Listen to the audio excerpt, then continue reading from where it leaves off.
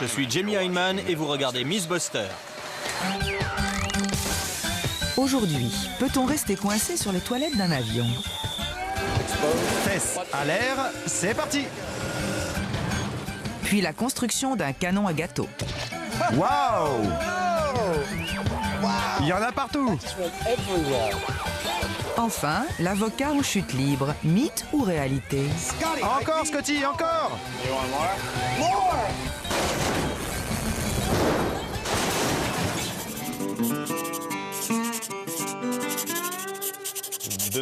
L'héroïne de cette histoire est une femme obèse, embarquée sur un vol de Scandinavian Airlines. Elle a dû utiliser les toilettes de l'avion. elle a tiré la chasse alors qu'elle y était encore assise. La pression l'a aspirée et elle s'est retrouvée coincée. L'avion a atterri alors qu'elle était encore sur le siège. Un membre de l'équipage l'a aidée à se sortir de là. Comment va-t-on pouvoir le simuler? On a une pompe à vide très puissante et on va devoir créer un gros postérieur de femme.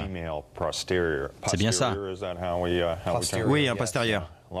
Un gros cul qu'on va suspendre au-dessus des toilettes. T'as fait les beaux-arts, Jamie?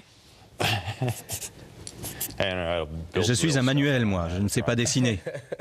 Mais tu vois à peu près ce que c'est, non? Oui, je vois. Mais ça pourrait être aussi un gros gigot suspendu au-dessus d'un barbecue. Ça m'a l'air plutôt bien. Il faut trouver un moyen de mesurer la pression vers le bas. J'avais pensé à une grosse balance. Ou bien à utiliser une grue pour soulever ces grosses fesses et les mettre sur les toilettes. Après, on active la pompe et on soulève les fesses pour mesurer l'aspiration grâce à la balance. Il va quand même falloir fabriquer une balance assez grande pour un bestiau de cette taille. À mon avis, cette femme devait peser dans les 136 kilos. Dans le marché aéronautique, environ 13 000 de nos toilettes à aspirateur fonctionnent chaque jour. Cette histoire a fait son apparition au début de l'année 2001. Au début, on a pensé que c'était impossible. Après en avoir eu confirmation par la Scandinavian Airlines, la BBC et Reuters ont diffusé l'information dans le monde entier. On a été très étonnés du retentissement de cette affaire.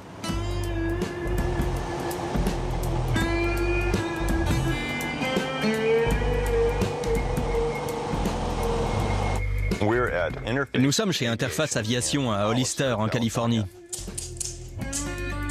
J'y crois pas. Interface Aviation est une entreprise qui récupère des parties usagées d'avions en provenance du monde entier pour les recycler. J'adore ça. Ça doit être de l'escalier. D'un 747. Ouais. Il y a 1,5 hectare de pièces prises sur des avions. Des panneaux, des salles de bain, du matériel de restauration. Incroyable. Et des toilettes. Et des toilettes. Oui, on dirait bien qu'il y a tous les modèles de toilettes ayant jamais existé dans l'aéronautique. Alors Wayne, vous avez entendu parler de ce mythe? Oh oui, il est très connu. Vous vous souvenez sur quelle ligne aérienne ça s'est passé? Ah ça non.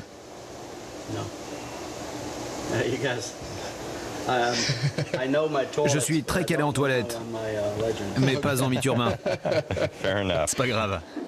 Cette société entrepose 2 différents types de broyeurs d'excréments humains. Ça, c'est l'ancien modèle. L'eau est bleue actuellement, mais vous pouvez imaginer comment elle évolue au bout d'un moment.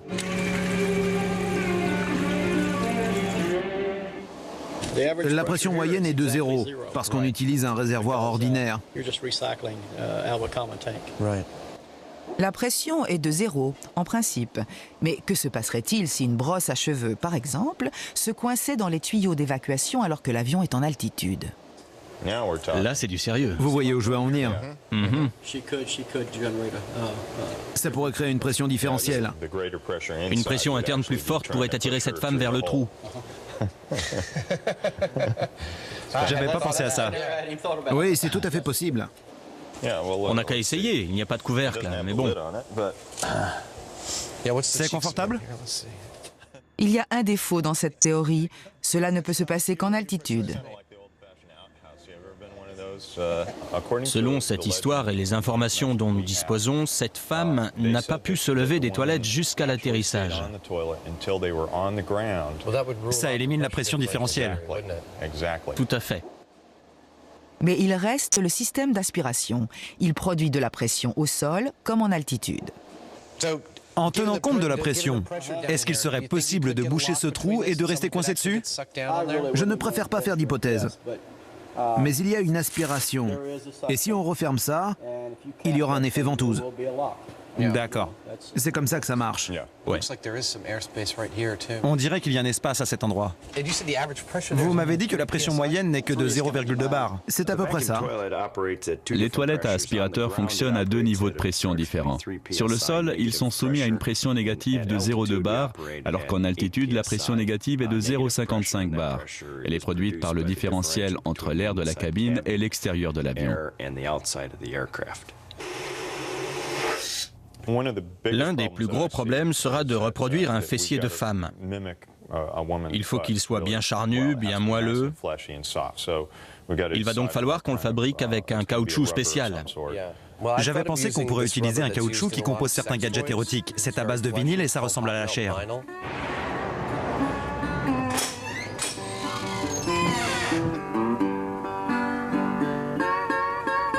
J'aimerais voir des échantillons de vinyle. C'est en vinyle, ça? Oui, c'est ça, c'est très collant. C'est tout à fait ce que je recherche. C'est exactement ça. On est en train de fabriquer une très grosse paire de fesses pour la mettre sur des toilettes d'avion. C'est pile ce qu'il nous faut. C'est l'idéal. Je pense que je vais en prendre 38 litres.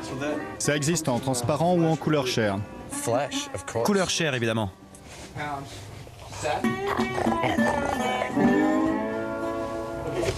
Je peux essayer cette tête de cul? Vous voulez essayer cette tête de cul? Oui, je vais essayer cette tête de cul. Tenez. Il faut que j'enlève. Voilà. La transformation est complète. Je suis un extraterrestre à la tête de cul.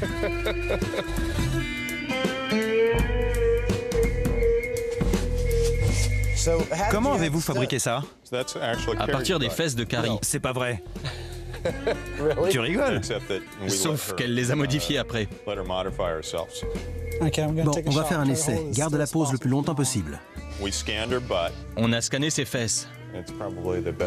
C'est sans doute la meilleure image que tu auras de tes fesses, Carrie.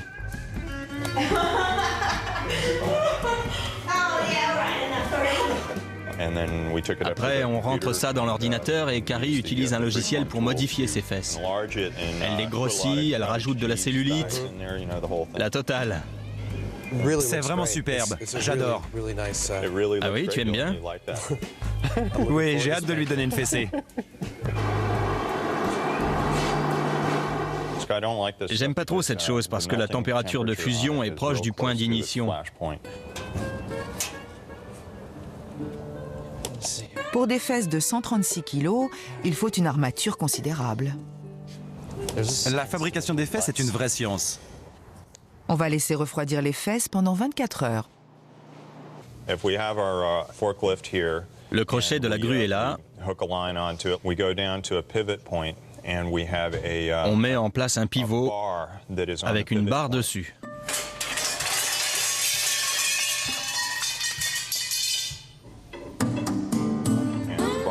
La barre est plus longue de ce côté. De l'autre côté, on va mettre des haltères. Il y a un pivot à ce niveau qui descend jusqu'aux fesses. Ça, c'est notre indicateur de pression. Jamie vient de fabriquer artisanalement un des plus anciens instruments de mesure, une balance. T'es content de toi? On a promis qu'on n'abîmerait pas ces toilettes. Il faudrait les assembler pour qu'il n'y ait pas de risque. Je pense qu'on va pouvoir les fixer solidement. On pourrait peut-être les attacher sur le côté, ou bien, je ne sais pas, pour qu'il n'y ait pas trop de pression devant. C'est quand même de l'inox bien solide. C'est pour ça que ça coûte si cher. C'est de la haute qualité. Regarde comme c'est bien soudé à cet endroit. Waouh, c'est magnifique. Quand ils auront fini de l'admirer, il ferait mieux de réfléchir à un moyen de créer une aspiration. J'ai récupéré un truc qui produit de la pression. En fait, ça vient d'une machine pour faire de la monnaie dans les supermarchés. Ah, t'as eu ça? Un aspirateur, c'est cool. Notre pompe génère seulement 0,2 bar, c'est-à-dire 200 grammes par centimètre carré.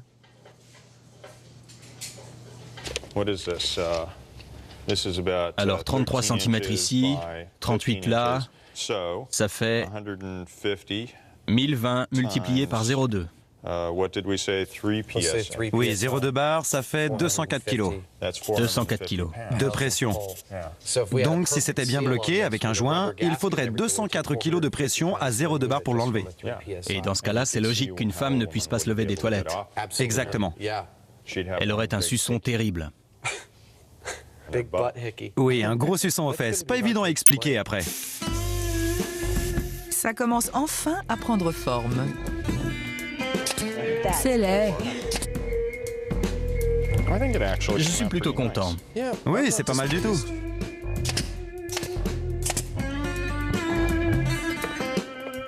Avant le début de l'expérience, il faut équilibrer les fesses. Jamie utilise un rapport de 4 contre 1. 136 kg de fesses soutenues par 34 kg sur le pivot. Bon, faites bien attention, c'est très lourd. Ne restez pas en dessous de quoi que ce soit et soyez bien attentifs. On ne sait pas combien de poids ça peut soutenir. On va activer la pompe, mettre les fesses en place et observer la pression. On va rajouter progressivement du poids et voir combien il en faut pour enlever cette grosse des toilettes. Pas mal comme plan. Contact.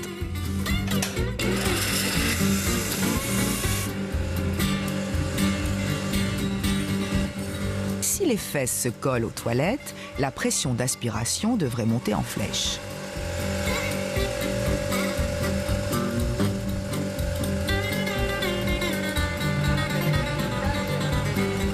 Est-ce que je remonte?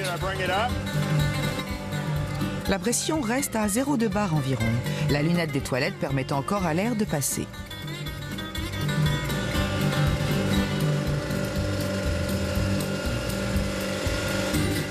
À mon avis, elle a dû s'asseoir sans rabattre la lunette. C'est facile à vérifier.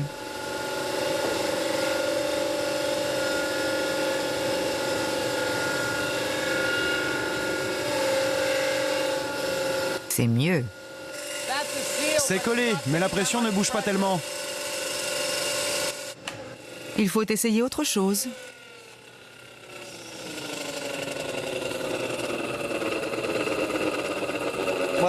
Il y a maintenant une aspiration non négligeable. L'aiguille tremblait plus sans la lunette des toilettes. C'était presque fermé hermétiquement, mais ce petit espace a empêché une aspiration complète. Ce mythe commence à avoir du plomb dans l'aile. Ces deux petits trous ont empêché les fesses de rester collées. Je pense que ces toilettes ne peuvent pas être fermées hermétiquement. D'accord. Une conspiration, peut-être? Tu crois qu'ils ont ajouté ça après que cette histoire ait eu lieu, pour y apporter une réponse? Non. Je pense qu'on devrait essayer sans l'armature, pour voir s'il y a assez d'aspiration pour que ça se bloque. Contact. C'est parti. Bien que cela semble très improbable, il reste la possibilité que les fesses de la victime étaient si grosses qu'elles sont entrées en contact avec la cuvette des WC.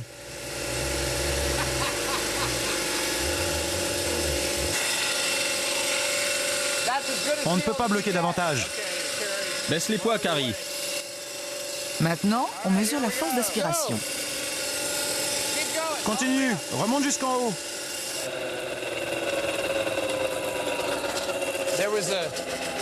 Cette fesse-là, elle était détendue de quasiment 7 cm et demi.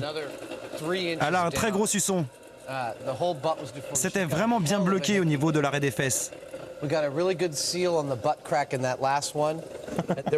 On a eu un peu de mal à remonter au début, mais ça n'a pas tellement résisté. Oui, j'ai surveillé les paramètres. Les toilettes ont généré une aspiration de 204 kg, mais il faudrait beaucoup moins que ça pour débloquer les fesses.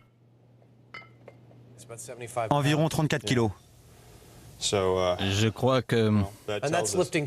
Ça, c'est en soulevant verticalement. Alors qu'en fait, une femme aussi grosse pourrait sans doute, pour se débloquer, bouger un peu les fesses sur le côté, par exemple. Pour qu'une personne n'arrive même pas à le faire, il faudrait qu'elle soit 2 fois plus grosse. Mais bon, je ne sais pas si elle arriverait à entrer dans les toilettes d'un avion. Oui, je suis d'accord.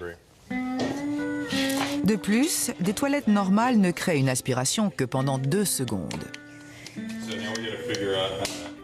Si un objet se coinçait à l'intérieur de la cuvette, ça ne ferait pas monter énormément la pression, pas de façon extraordinaire en tout cas. Comme vous le voyez, on ne risque absolument rien si on met sa main là-dedans.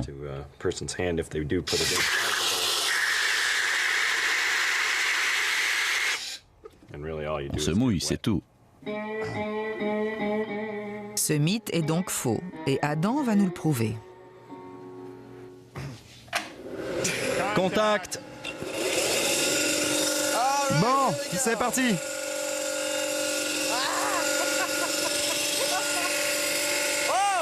C'est très confortable. Enfin, il y a un petit vent frais.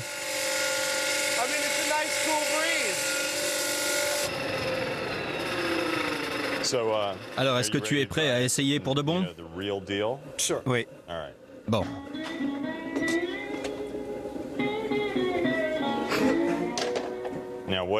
Mais si jamais ça te fait mal, si tu sens que tu ne vas pas bien, tu vas crier. On va faire ça progressivement. Si des choses commencent à bouger alors qu'elles ne devraient pas, j'arrêterai. Je ne t'entendrai pas très bien quand j'aurai allumé ça. Tu entendras des cris perçants.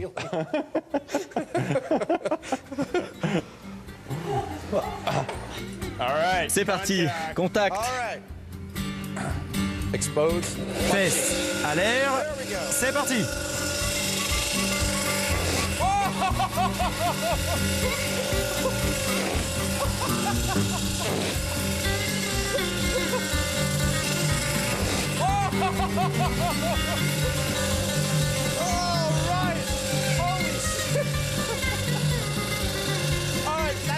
Je sens quelque chose.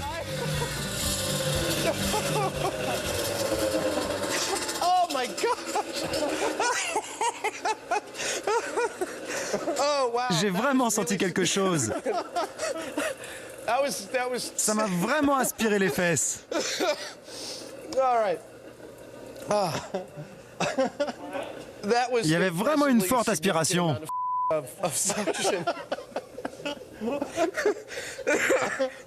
Ce truc vibrait de partout. On est monté jusqu'à 0,34 bars, c'était quelque chose.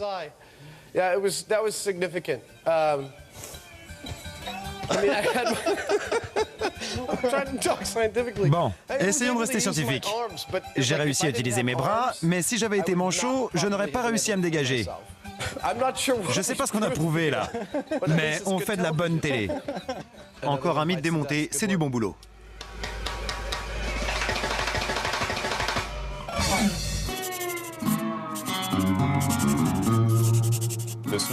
L'histoire suivante s'appelle le biscuit explosif. Et elle est plutôt drôle. La sœur d'une amie revenait du supermarché. Il faisait très chaud et elle a entendu une explosion derrière elle. Elle a entendu une détonation et elle a senti une substance visqueuse sur sa nuque. Elle a cru qu'on lui avait tiré dessus. Elle s'est dit qu'elle ferait mieux de ne pas bouger et de retenir sa cervelle en attendant l'arrivée des secours. Quand les secours ont examiné la nuque de la femme, ils ont vu qu'elle était recouverte de pâte à cookies.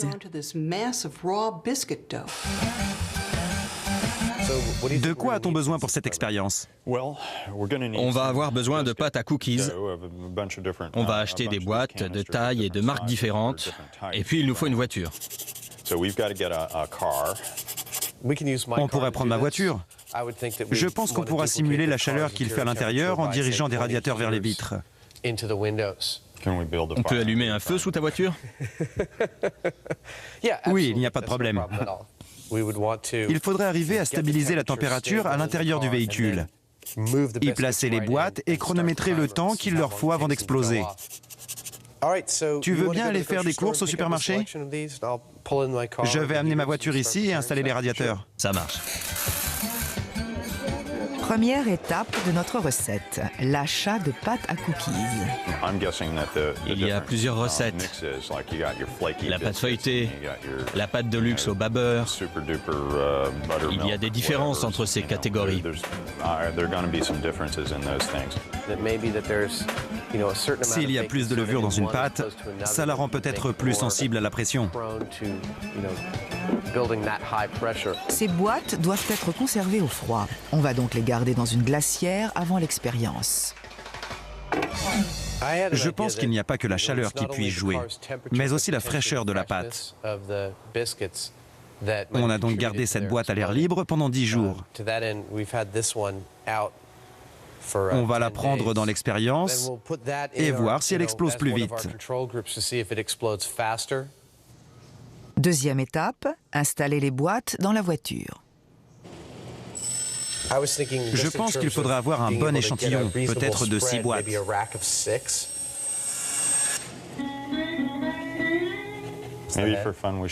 On devrait peut-être construire une ceinture, comme celle des cow-boys, tu vois.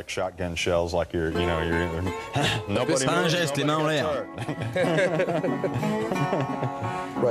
Tu la caches sous ta veste quand tu passes sous le détecteur de métaux. Troisième étape, déterminer la bonne température de cuisson. Nous sommes à San Francisco, c'est une très belle journée. Le ciel est bien dégagé, il est 9 h du matin. On va placer un thermomètre dans la voiture. On va revenir dans 2 heures et voir à combien on va la chauffer. Ce n'est pas un hasard si cette histoire s'est produite durant l'été 1995, un des plus chauds jamais observés à San Francisco.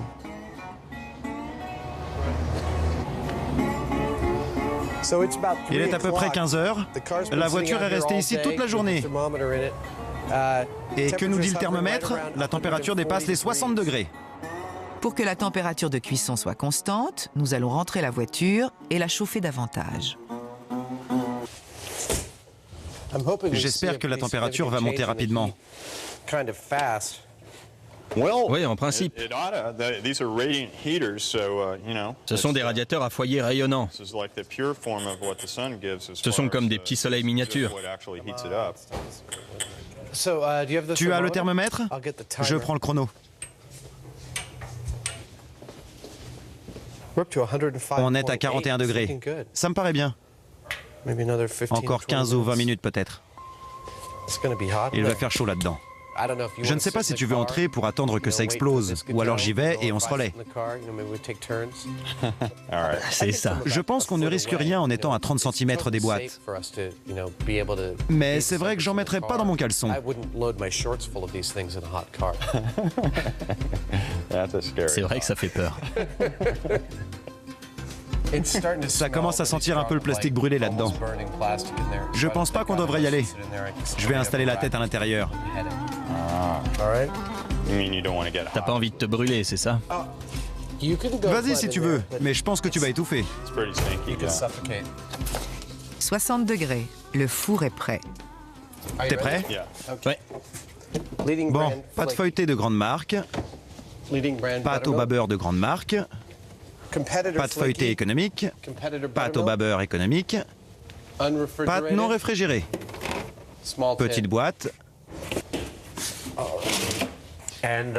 L'heure tourne.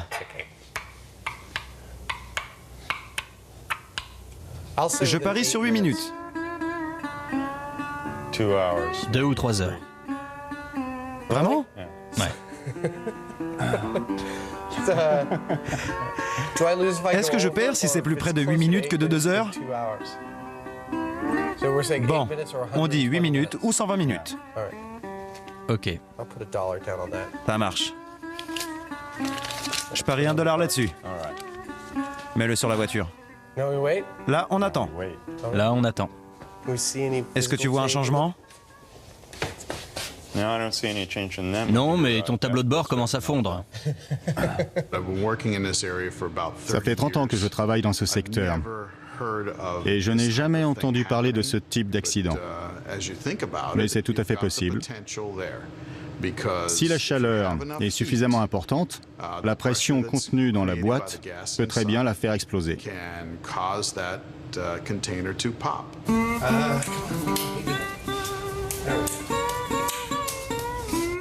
Tu crois que les pâtes feuilletées vont exploser en premier ou les pâtes au bas beurre? Je pense que la petite boîte explosera d'abord, en raison de sa taille. Je pense qu'il faudra au moins une demi-heure pour que le contenu des boîtes commence à chauffer. Ouais, t'as raison. Il faut un peu de temps. Oui, c'est quand même une masse importante. Ça prendra quand même beaucoup moins que 120 minutes. On verra bien. La levure est composée de bicarbonate de soude et elle réagit à un acide pour produire du dioxyde de carbone, du CO2. Si ce gaz n'est pas libéré, la pression va augmenter dans la boîte jusqu'à exploser. Wow! Jamie, tu sais ce qui s'est passé? Quoi? Elle a sauté du râtelier. C'est la petite boîte. Elle a sauté et elle est arrivée dans mon porte-boisson. Incroyable. Où en est-on au niveau du chrono? On en est à 58 minutes. T'as gagné le pari. Eh oui, c'est vrai. Bon, je vais enlever cette boîte avant qu'elle ne dégouline dans ma bagnole. J'avais quand même raison quand je disais qu'elle exploserait en premier. Tu avais tout à fait raison.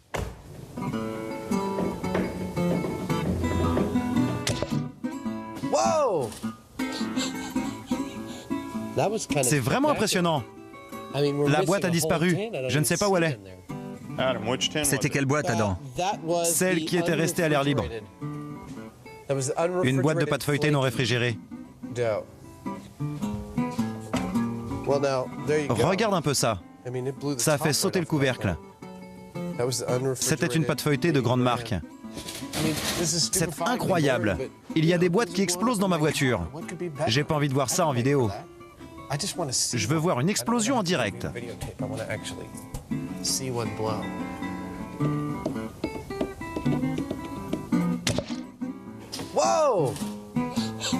Il fait 58 degrés 3 actuellement.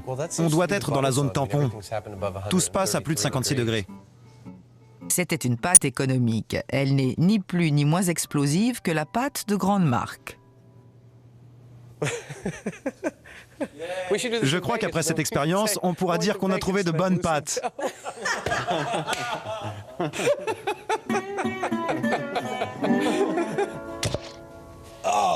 Là, c'était vraiment impressionnant.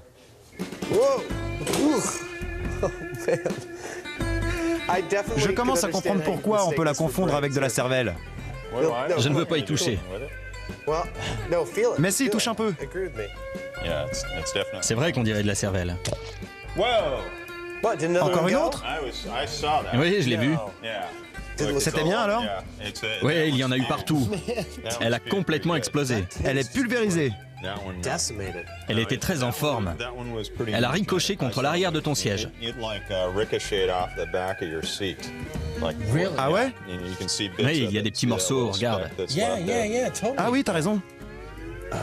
Ça, c'est une preuve tangible. Jamie et Adam pensent qu'il y a une différence entre les deux sortes de pâtes. Là encore, on dirait qu'ils ont tort. Incroyable. 208 minutes à 60 degrés.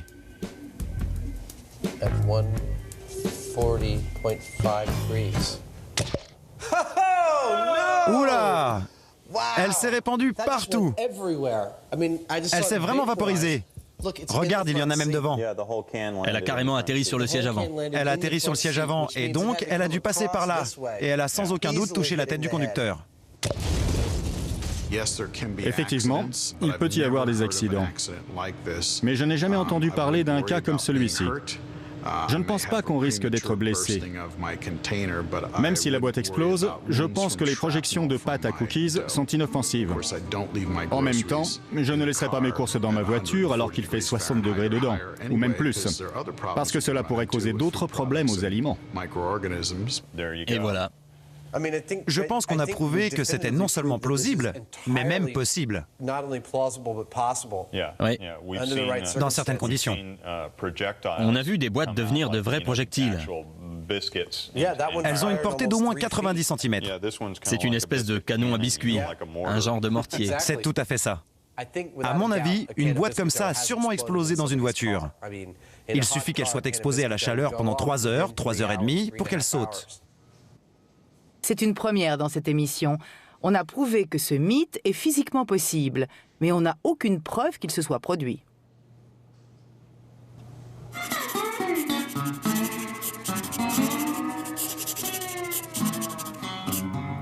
C'est quoi cette histoire d'avocat? Un avocat se trouvait au 24e étage d'un gratte-ciel.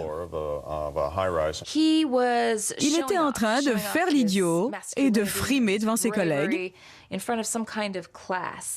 se jetait contre une vitre épaisse, peut-être pour s'amuser. Il l'a fait plusieurs fois, sans aucun problème. Il l'a encore refait, mais il est passé à travers. Il est tombé de 24 étages et il est mort sur le coup. On va essayer de savoir si c'est possible. De quoi a-t-on besoin pour recréer cette histoire? On a besoin d'une vitre en verre et d'un mannequin qu'on va placer sur une sorte de rail. Il nous faut aussi un moyen de le faire avancer sur le rail. J'ai des tubes en caoutchouc pour fabriquer un lance-pierre. Enfin, il faut trouver un moyen de mesurer les paramètres qui entrent en compte.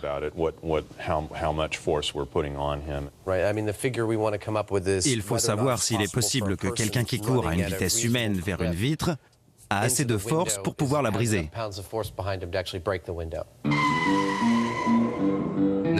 D'abord, je n'ai pas pu y croire. Puis je me suis souvenu avoir entendu la même histoire à New York, Moscou ou Hong Kong. On dirait que ça a fait le tour du monde. Et du coup, on ne sait jamais si c'est vrai ou pas. On ne connaît pas la part de vérité.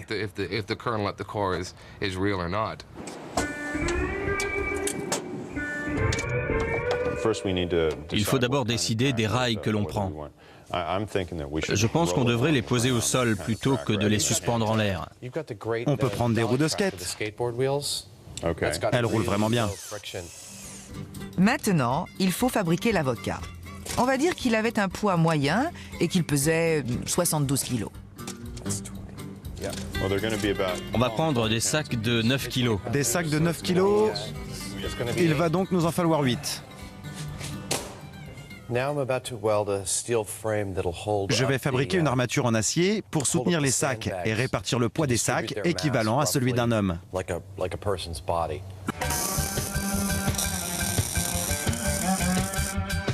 Ces ergots en bois empêcheront notre avocat de tomber à la renverse lorsqu'il accélérera. Mais il pourra tomber vers l'avant en bout de parcours. L'étape suivante consistera à trouver une vitre qui convient, c'est-à-dire celle que l'on trouverait au 24e étage d'un gratte-ciel. Ce genre de vitre est plus épaisse qu'une vitre de maison particulière. Elle fait entre 6 et 10 mm d'épaisseur. Cette vitre d'1,50 m sur 2,50 m semble être la norme. On a la vitre qu'on cherchait. Merci. Je vais fabriquer le cadre en contreplaqué, puis on va le fermer avec du mastic, comme pour un aquarium, puis on mettra la vitre devant. Prêt? Oui. T'aurais pu compter jusqu'à 3. On prend des grosses plaques de verre et on les met dans des cadres. Il faut que l'ensemble soit bien solide. Notre cadre ne va pas seulement soutenir la vitre, il va aussi recréer l'environnement intérieur d'un gratte-ciel. Il faut aussi qu'on réfléchisse à la pression qui existe dans ce bâtiment. C'est un facteur qui peut influencer sur cette expérience. Malheureusement, l'histoire ne dit pas quel temps il faisait ce jour-là. Nous allons supposer qu'il n'y avait pas de vent. Malgré cela, la pression atmosphérique joue. Il se passe beaucoup de choses à l'intérieur d'un bâtiment. Il y a des machines qui expulsent de l'air et il y en a d'autres qui en aspirent. S'il n'y a pas la même quantité d'air qui sort et d'air qui rentre, il y a donc de la pression. La pression que nous allons simuler n'est que de 266 grammes par centimètre carré. Mais elle va sans aucun doute avoir son importance. La vitre fait dans les 3,75 mètres carrés. Ça ne fait pas beaucoup de pression. Oui, mais en même temps, ce n'est pas si simple. Même s'il y a une pression unitaire qui est infime, quand on la multiplie par la surface, c'est-à-dire 3,75 m, ça peut faire 453,6 kg. Sur toute la vitre. Donc, ça a pu jouer sur le fait qu'elle s'est cassée ce jour-là. Une pression de 2086 kg, ce n'est certainement pas négligeable. Il faut donc que notre cadre soit une chambre à air. Pour la pression, d'accord.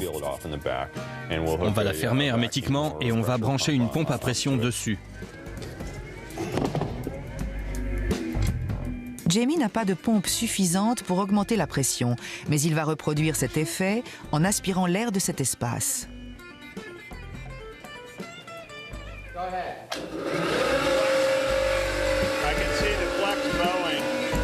Cette pompe est trop puissante. Elle risque d'arracher le plexiglas. Et notre manomètre n'est pas assez sensible. Je pense qu'on devrait fabriquer un manomètre en prenant de l'eau et en faisant des graduations. Ce sera plus sensible que le mercure parce que c'est beaucoup plus léger.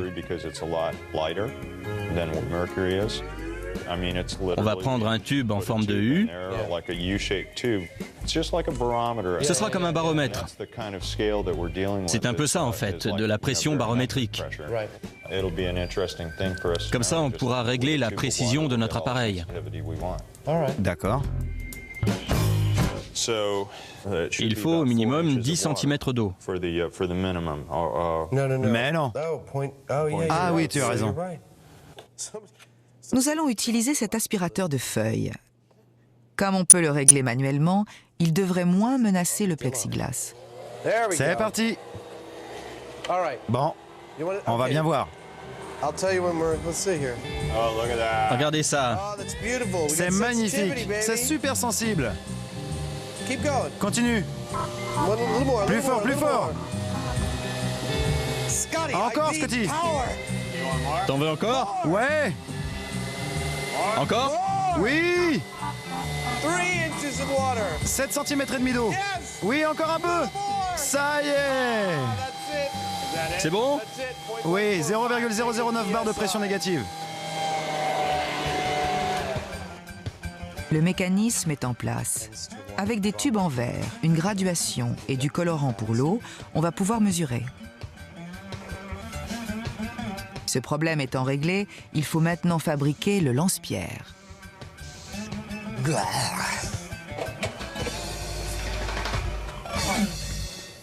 Je ne le lâcherai pas. Oula, c'est un peu... Ça va aller très vite avec ça.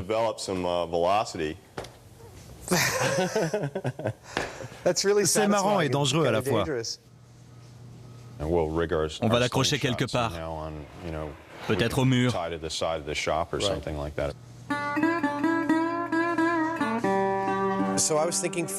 Pour calculer la vitesse, vu qu'on n'a pas de radar ou de trucs comme ça, je pense qu'on pourrait prendre des planches et les quadriller. On filme sur le côté avec une caméra à 25 images par seconde. En passant au ralenti, image par image, on peut calculer la vitesse exacte.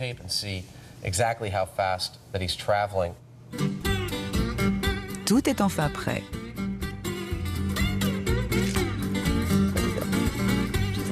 Je parie sur 3 mètres. Moi, je pense que ça dépassera 5 mètres. 5 mètres? Ce serait mieux si je voyais quelque chose.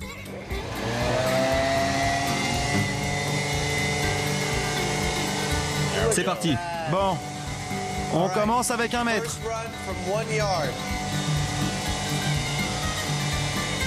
Rien. 3 mètres. Je risque $5.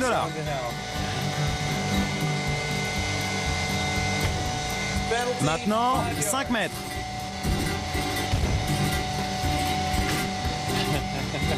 « 72 kilos à 5 km/h. Peut-être que notre avocat est trop léger. Il reste 1 mètre. On va devoir prendre 2 élastiques. Je suis d'accord avec toi.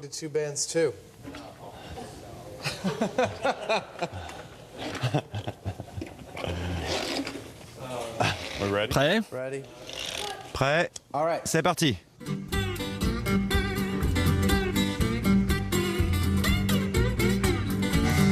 2 mètres. 3 mètres. Même avec 2 élastiques, notre avocat est encore perdant. Le contact se fait ici. Tout le reste part en arrière. En fait, tout le corps de l'avocat ne touche pas la vitre.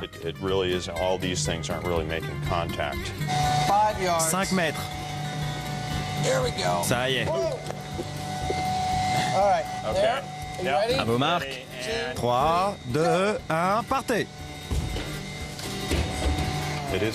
Peut-être que c'est impossible de se jeter par cette fenêtre. C'est plausible, mais On va y arriver. je veux y arriver. Peut-être qu'un homme ne peut pas y arriver tout seul. Pour l'instant, notre avocat factice n'a pas beaucoup inquiété la vitre. Mais Jamie a une intuition. J'essaierai bien de mettre tous les sacs en hauteur. Tout à fait. On commence ici 2, 4, 6, 8. En répartissant le poids autrement, l'impact sera plus concentré. Pendant ce temps, notre ingénieur en génie civil a une autre idée. Le verre est un matériau imprévisible. Même s'il tient le coup la plupart du temps, il peut avoir parfois des réactions inattendues. Bon, là c'est 1 mètre. 2, 3, partez.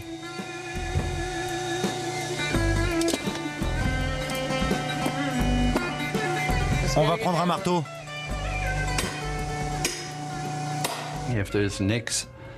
S'il y a des accrocs sur le verre, ça crée des irrégularités dans le matériau. Dans ce cas-là, c'est plus facile de le briser que si le verre était intact. 2 mètres. 1, 2, 3, partez. C'est un peu mieux. C'est du solide. Dans 99% des cas, il ne se passe rien, mais c'est un matériau fragile. On ne peut pas prévoir, ce n'est pas comme l'acier ou le bois qui se tordent. Le verre se casse d'un coup et vous vous retrouvez sur le trottoir. 3 mètres. Prêt? 2, 3, partez.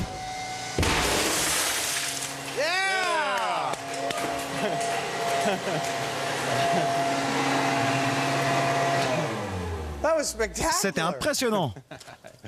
Ça a marché. Oui, et de 3 mètres. J'ai gagné $5. Eh ben, la répartition de la masse a tout changé. On va vérifier à quelle vitesse il allait. Mais ça ne m'a pas semblé trop rapide. Je suis d'accord. C'était raisonnable. 72 kilos concentrés sur la poitrine contre une vitre avec une pression négative. Super. C'est pas très loin en fait. Notre avocat a parcouru 3 mètres en 1 seconde 8, ce qui fait 9 km/h.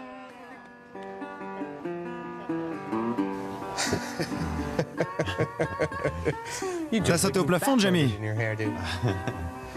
9 km/h. C'est une vitesse à la portée de n'importe qui. Avec une pression pareille, c'est tout à fait possible qu'il ait cassé la vitre. Je suis d'accord. Je pense que j'irais à cette vitesse si je me jetais sur un mur. Surtout quand on a 3 mètres d'élan. On ne peut pas aller beaucoup plus vite. C'est vraiment la répartition du poids du corps qui a tout changé dans cette expérience. C'était plus efficace comme ça. C'est une histoire vraie. Cela s'est passé ici, dans la tour derrière moi. Le médecin légiste qui s'est occupé de l'affaire a décidé de ne pas ouvrir d'enquête, parce que c'était un accident tellement exceptionnel. On ne peut pas imaginer que quelqu'un d'autre refasse la même chose exprès. C'était cool. Ouais, c'était cool. J'adore casser des trucs. C'était cool de casser des trucs. Yeah!